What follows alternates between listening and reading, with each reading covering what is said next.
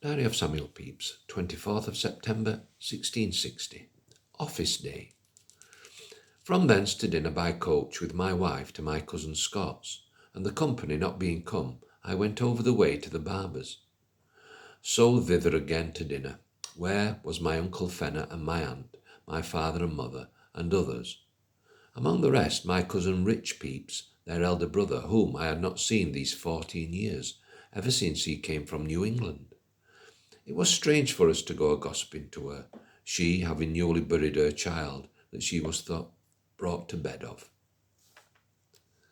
I rose from table and went to the Temple Church, where I had appointed Sir William Batten to meet him, and there at Sir Heneage Finch's Solicitor General's chamber, before him and Sir William Wilde, Recorder of London, whom we sent for from his chamber, we were sworn Justices of the Peace for Middlesex, Essex, Kent, and Southampton, with which honour I did find myself mightily pleased, though I am wholly ignorant in the duty of a Justice of the Peace.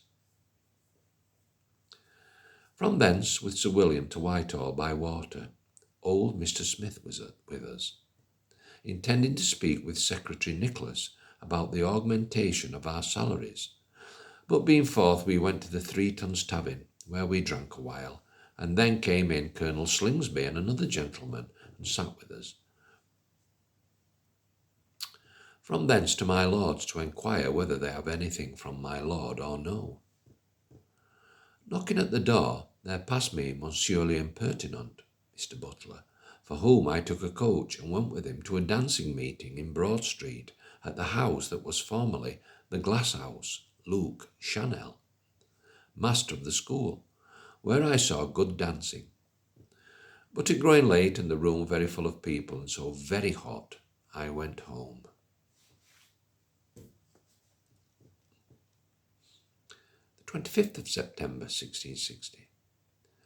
To the office where Sir William Batten, Colonel Slingsby, and I sat a while, and Sir Richard Ford coming to us about some business, we talked together of the interest of this kingdom to have a peace with Spain and a war with France and Holland, where Sir Richard Ford talked like a man of great reason and experience, and afterwards I did send for a cup of tea, a China drink, of which I never had drunk before, and went away. Then came Colonel Birch and Sir Robert Brown by a former appointment, and with them from Town Wharf, in the barge belonging to our office, we went to Deptford to pay off the ship's Success, which, Sir George Carteret and Sir William Penn coming afterwards to us, we did, Colonel Birch being a mighty busy man, and one that is the most indefatigable and forward to make himself work of any man that ever I knew in my life.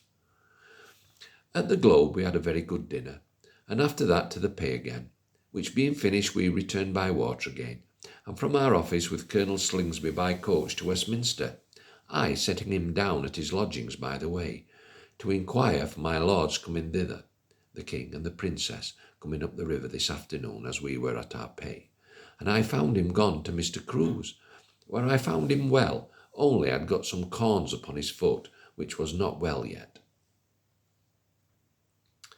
My lord told me how the ship that brought the Princess and him, the Tredegar, did knock 6 times upon the Kentish knock, which put them in great fear for the ship, but got off well. He told me also how the King had knighted Vice-Admiral Lawson and Sir Richard Stainer. From him late by coach home, where the plasterers being at work in all the rooms in my house, my wife was fain to make a bed upon the ground for her and me, and so there we lay all night.